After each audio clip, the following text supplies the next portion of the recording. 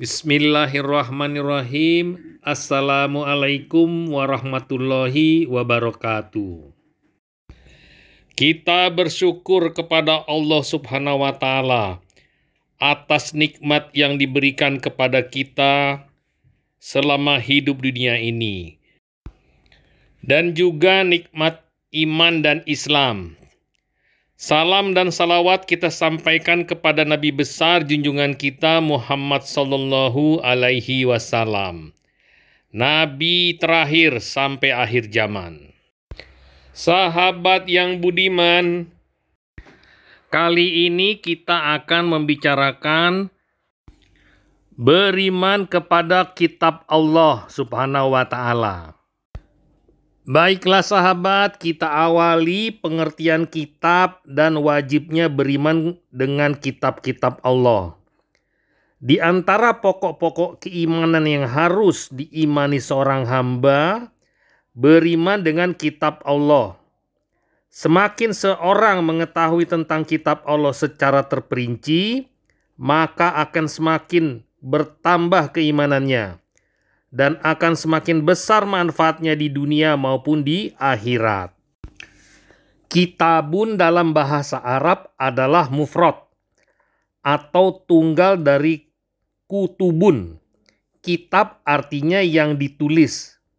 Adapun secara syariat, maka yang dimaksud adalah kitab-kitab yang Allah turunkan kepada para rasulnya sebagai petunjuk bagi manusia, supaya mereka mendapatkan kebahagiaan di dunia dan akhirat.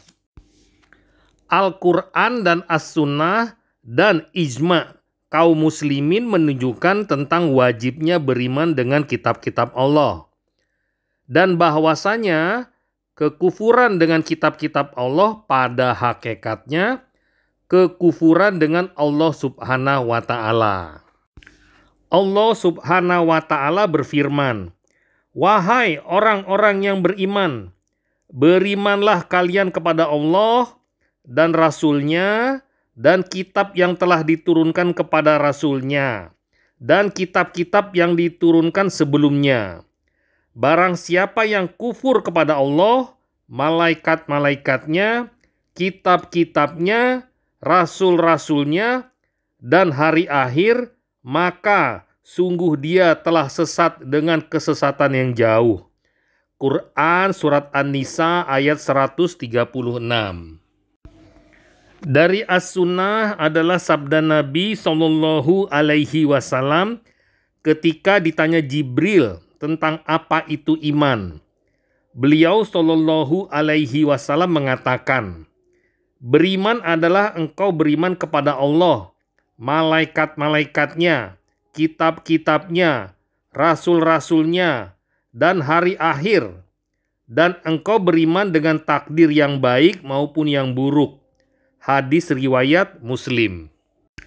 Adapun dari ijma', maka telah berkata Ibnu Battah radhiyallahu an, demikian pula wajibnya beriman dan membenarkan seluruh apa yang dibawa oleh para rasul dari sisi Allah, dan beriman dengan seluruh yang Allah Azza wa Jalla katakan ini adalah sebuah kewajiban.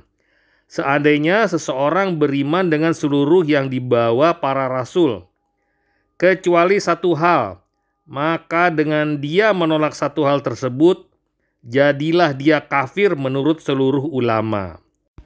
Al-Ibanah Al-Sugro halaman 211. Pentingnya beriman dan cara beriman dengan kitab-kitab Allah.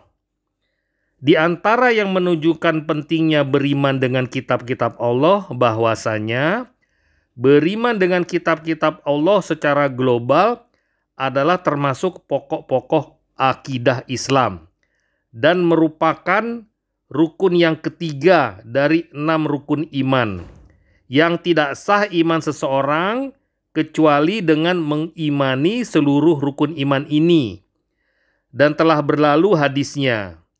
Kemudian di antara yang menunjukkan pentingnya bahwasanya beriman dengan kitab-kitab adalah sifat orang-orang yang beriman. Allah Subhanahu wa Ta'ala berfirman, Rasul beriman dengan apa yang diturunkan kepadanya dari Robnya. Demikian pula orang-orang yang beriman. Semua beriman kepada Allah, malaikat-malaikatnya, kitab-kitabnya, dan rasul-rasulnya. Quran Surat Al-Baqarah ayat 285. Dan di antara yang menunjukkan pentingnya bahwa Allah telah menyuruh orang-orang beriman untuk mengatakan, kami beriman kepada Allah dan apa yang diturunkan kepada kami. Di dalam sebuah ayat Allah berfirman, katakanlah oleh kalian kami beriman kepada Allah dan apa yang diturunkan kepada kami dan apa yang diturunkan kepada Ibrahim, Ismail, Ishak, Yakub, dan Asbab, dan apa yang diberikan kepada Musa dan Isa, dan apa yang diberikan kepada para nabi dari Rob mereka. Kami tidak membeda-bedakan seorang pun di antara mereka, dan kami menyerahkan diri kepada Allah. Quran Surat Al-Baqarah ayat 136. Dan di antara yang menunjukkan pentingnya beriman dengan kitab-kitab Allah, bahwasanya mengkufuri kitab Allah adalah sebuah kesesatan yang nyata. Allah Subhanahu wa Ta'ala berfirman, dan barang siapa yang kufur kepada Allah, malaikat-malaikatnya, kitab-kitabnya, rasul-rasulnya, dan hari akhir, maka sungguh dia telah tersesat dengan kesesatan yang jauh.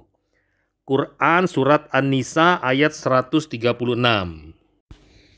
Dan di antara hal yang menunjukkan pentingnya beriman dengan kitab-kitab Allah, bahwasanya Allah telah menurunkan kitab-kitab tersebut sebagai petunjuk bagi manusia, mengeluarkan mereka dari kegelapan menuju cahaya, menunjukkan mereka jalan yang lurus, yang dengannya mereka bahagia di dunia dan akhirat. Allah Subhanahu wa Ta'ala berfirman, sesungguhnya kami telah menurunkan Taurat, di dalamnya ada petunjuk dan juga cahaya. Quran Surat Al-Ma'idah ayat 44. Demikian pula firman Allah Subhanahu wa Ta'ala, dan kami telah berikan kepada Isa Injil, di dalamnya ada petunjuk dan juga cahaya. Quran Surat Al-Ma'idah ayat 46. Dan Allah Subhanahu wa Ta'ala mengatakan, kitab tersebut atau Al-Quran tidak ada keraguan di dalamnya sebagai petunjuk bagi orang-orang yang bertakwa. Quran Surat Al-Baqarah ayat 2. Cara beriman dengan kitab-kitab Allah adalah beriman dengan 4 perkara.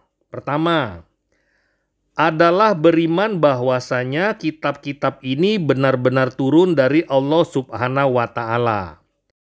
Kedua, beriman dengan nama-nama kitab yang kita ketahui namanya, sedangkan yang tidak kita ketahui maka kita beriman secara global. Ketiga, membenarkan kabar-kabar yang sahih di dalam kitab-kitab tersebut, seperti kabar-kabar Al-Quran dan kabar kitab sebelumnya yang belum diubah. Keempat, beramal, ridho, dan berserah diri dengan hukum-hukum yang belum dihapus di dalam kitab-kitab tersebut, dan semua kitab yang terdahulu yang telah mansuh, telah terhapus hukumnya dengan Al-Quran. Sekarang kita masuk ke wahyu. Apa itu wahyu? Wahyu secara bahasa adalah pemberitahuan yang cepat dan samar. Dalam Al-Quran, Allah Subhanahu wa Ta'ala menyebutkan bahwa Allah mewahyukan kepada ibu Nabi Musa alaihissalam untuk menyusui Musa alaihissalam. Dan Allah mewahyukan kepada lebah untuk membuat sarang. Dan Allah menyebutkan bahwa Nabi Zakaria alaihissalam mewahyukan kepada kaumnya dengan isyarat. Di dalam Al-Quran Allah juga menyebutkan bahwasanya setan mewahyukan kepada wali-walinya, maksudnya wali-wali setan, maka ini semua wahyu menurut bahasa. Adapun secara syariat, maka wahyu adalah pemberitahuan Allah kepada para nabinya dengan apa yang Allah ingin sampaikan kepada mereka, baik berupa syariat atau kitab, baik dengan perantara atau tidak dengan perantara. Dan wahyu inilah kekhususan para nabi, sebagaimana firman Allah Subhanahu wa Ta'ala. Sesungguhnya kami telah wahyukan kepadamu sebagaimana kami telah wahyukan kepada Nuh dan nabi-nabi setelahnya. Quran Surat An-Nisa ayat 163. Wahyu Allah sampaikan kepada para nabi menggunakan 3 cara. Pertama, Allah langsung mewahyukan ke hati nabi yang diwahyukan seperti sabda Nabi Shallallahu Alaihi Wasallam. Sesungguhnya Ruhul Kudus yaitu Jibril meniupkan di dalam hatiku bahwa sebuah jiwa tidak akan meninggal sampai sempurna ajalnya dan sempurna rezekinya. Maka hendaklah kalian perbaiki cara mencari rezeki kalian. Janganlah sampai salah seorang di antara kalian mencari rezeki dengan maksiat karena melihat lambatnya rezeki. Karena sesungguhnya tidak dicari apa yang ada di sisi Allah kecuali ketaatan kepadanya. Hadis riwayat Abu Nuaim dalam Hilyatul Aulia dan disahihkan Syekh Al-Albani. Kedua, Allah berbicara langsung dengan Nabi tersebut dari balik hijab. Sebagaimana ketika Allah berbicara langsung kepada Nabi Musa alaihissalam. Sebagaimana dalam firman Allah, dan Allah berbicara dengan Musa dengan sebenar-benar pembicaraan. Quran Surat An-Nisa ayat 164. Ketiga, wahyu tersebut datang dengan perantaraan malaikat. Sebagaimana turunnya Jibril membawa wahyu dari Allah kepada para nabi dan rasul. Dalil 3 cara ini adalah firman Allah Subhanahu wa Ta'ala. Dan tidaklah Allah berbicara kepada manusia kecuali wahyu yang diwahyukan secara langsung atau berbicara kepadanya dari balik hijab, atau Allah mengutus seorang malaikat utusan, kemudian malaikat tersebut mewahyukan dengan izin Allah apa yang Allah kehendaki. Sesungguhnya Dia Maha Tinggi lagi Maha Bijaksana. Quran Surat Asy-Syura ayat 51. Dan Jibril datang kepada Nabi dengan membawa wahyu, terkadang dengan wujudnya yang asli, dan terkadang datang wahyu tersebut seperti kerincingan lonceng, dan terkadang Jibril datang menjelma sebagai seorang manusia. Al-Harits Ibnu Hisham radhiyallahu an pernah bertanya kepada Rasulullah Shallallahu Alaihi Wasallam, "Wahai Rasulullah, bagaimana wahyu datang kepadamu?" Maka Rasulullah Shallallahu Alaihi Wasallam berkata, "Terkadang datang wahyu kepadaku seperti suara kerincingan lonceng, dan inilah yang paling berat bagiku. Kemudian suara itu pergi, dan aku sudah memahami apa yang dia katakan, dan terkadang malaikat menjelma sebagai seorang laki-laki, kemudian berbicara kepadaku, dan aku pun memahami apa yang dia ucapkan." Hadis muttafaqun alaih. Sampai di sini dulu sahabat, kita akan lanjutkan ke topik berikutnya.